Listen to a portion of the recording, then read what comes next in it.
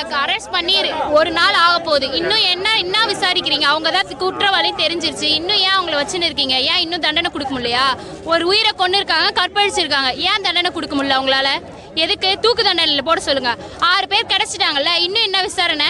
இன்னும் postmortem ரிப்போர்ட்காக wait பண்ணிக்கலாம். நாங்களும் வெயிட் பண்றோம். அவங்க போஸ்ட்மார்ட்டம் ரிப்போர்ட்ல அவங்க தான் குற்றவாளி தெரிஞ்சுதா, நீங்க கொல்லலன்னா நாங்க எல்லாரும் சேர்ந்து அவங்கள கொல்லுவோம். அவங்க தூக்கு தண்டனையில தான் வேணும். என்னதான் நினைச்சுன்னு இருக்கீங்க? நீங்க எல்லாம் பேசி பேசி முடிவு பண்ணுவீங்க. சின்ன பசங்க தெரிஞ்சேதான் தைரியம் பண்றாங்க, தைரியமா குற்றம் பண்றாங்க. எப்படி அந்த பொண்ணு மேல கை, அவங்க அம்மா மேல போய் இப்படி கை வைப்பான அந்த பையன்? அவங்க எங்களுக்கு வேண்டியது அவனுங்களை நீங்க தண்டனைக்கு உட்படுத்தணும். தூக்கு தண்டனை போடுங்க, இல்ல என்கவுண்டர் பண்ணுங்க. நீங்க கொல்லலனா நீங்க 5 வருஷம் இல்ல ஆயுள் தண்டனை கொடுத்ததுக்கு அப்புறம் வந்து வெளியே தானே வருவாங்க. நாங்க யாரும் அந்த 6 பேரை விட மாட்டோம். அவங்க 6 பேர் போட்டோவும் எங்கள்கிட்ட இருக்கு. ஸ்டூடெண்ட்ஸ் நாங்க இருக்கிறோம். நாங்க பண்ற தப்புனா எங்களுக்கு தெரியும். சட்டம் இருக்குது, சட்டம்னு சொல்றீங்களே. 4 நாள் ஆச்சு அந்த பொண்ணு செத்ததுக்கு அப்புறம் தானே கண்டுபிடிச்சீங்க. என்ன பண்ணீங்க 4 நாள் சட்டம் சொல்லுங்க? 4 நாளுக்கு அப்புறம் தான் கண்டுபிடிச்சீங்க. அந்த பொண்ணு போனமா தான் சாக்கு மூட்டையில வந்து கடந்தது. அதுக்கப்புறம் நீங்க அந்த 6 பேரை பிடிக்கிறீங்க. ஏன் கடத்தணும்னே அந்த 6 பேர் யாரும் உங்களுக்கு தெரியலையா? எங்களுக்கு அந்த 6 பேரை தூக்குதன்னா இல்ல என்கவுண்டர் பண்ணணும். எங்களுக்கு வேண்டியது அதுதான். இன்னைக்கே வேணும் எங்களுக்கு. இன்னும் என்ன போஸ்ட்மார்ட்டம் ரிப்போர்ட்?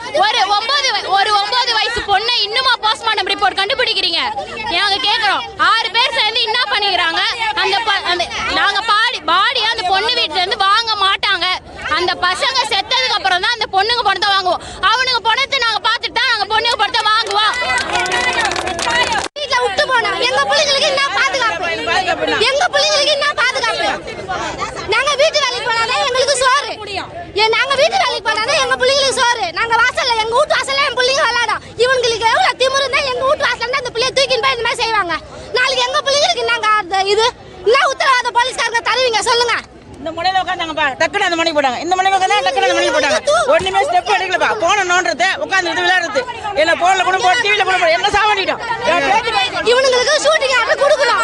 இதே ஏத்தாண்ட கொடுக்கணும். அவங்கள கூட்டிட்டு வந்து எங்க ஏதோ ஷூட்டிங் ஆர்டர் கொடுக்கணும். அப்பதான் நாங்க ஏந்துவோம்.